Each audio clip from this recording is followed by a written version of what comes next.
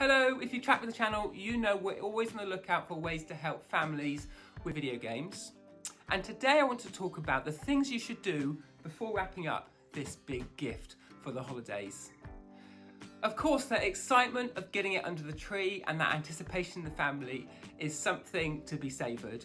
But before you do that, it's important to make sure that your console is up to date, that it's set up so that when it's unwrapped on the big day, it's ready to go and the family can play safely and sensibly and enjoy all those games together. So let's get it set up. So we want to have a bit of care in getting it out of the box so we can put it back in and it looks just the same as new. Inside the box we have an HDMI cable, a power cable and a charge and connect cable for the controller, and here is that DualSense controller and of course the PS5 console itself.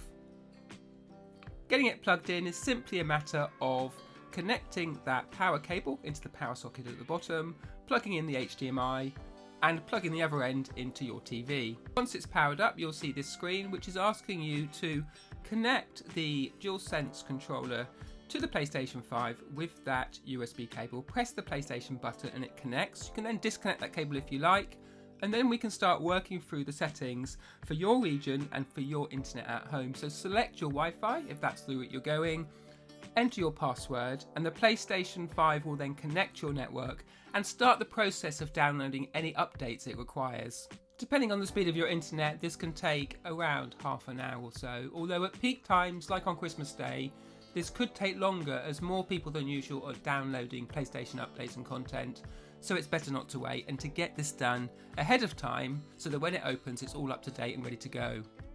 Once it's restarted after those updates, the next thing to do is to connect your PlayStation 5 to your PlayStation account. This will allow you to go online, make purchases and interact with other users.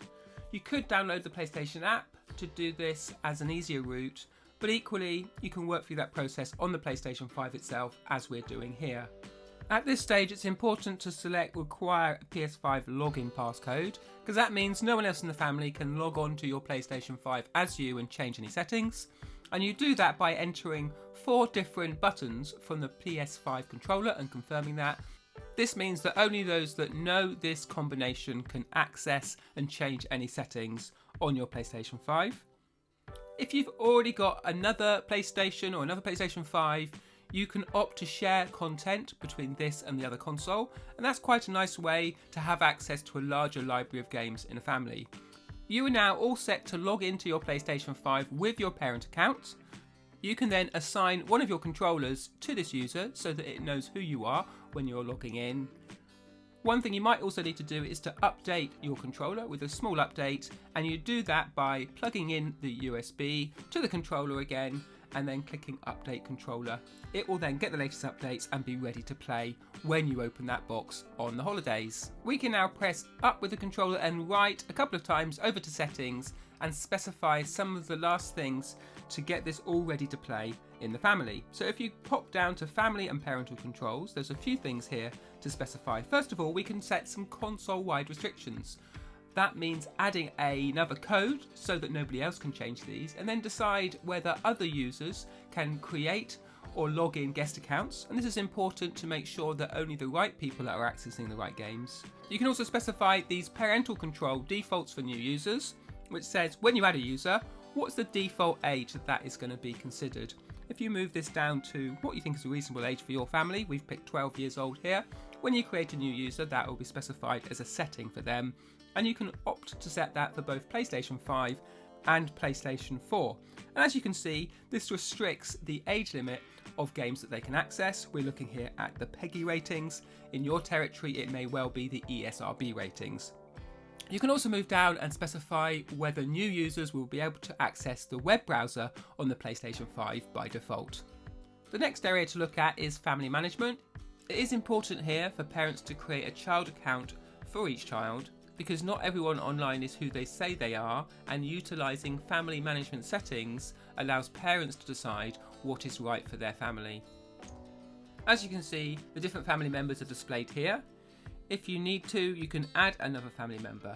Parents and guardians should be prepared to have a separate email address for each child and one that you check regularly and in some regions have a credit card on hand, because that will be used for identity verification with a small transaction that is then immediately refunded in the PlayStation wallet.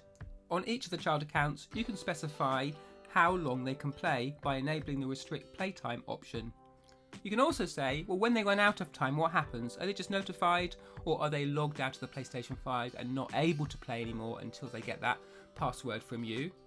You can specify playtime either the same every day or different by different days of the week.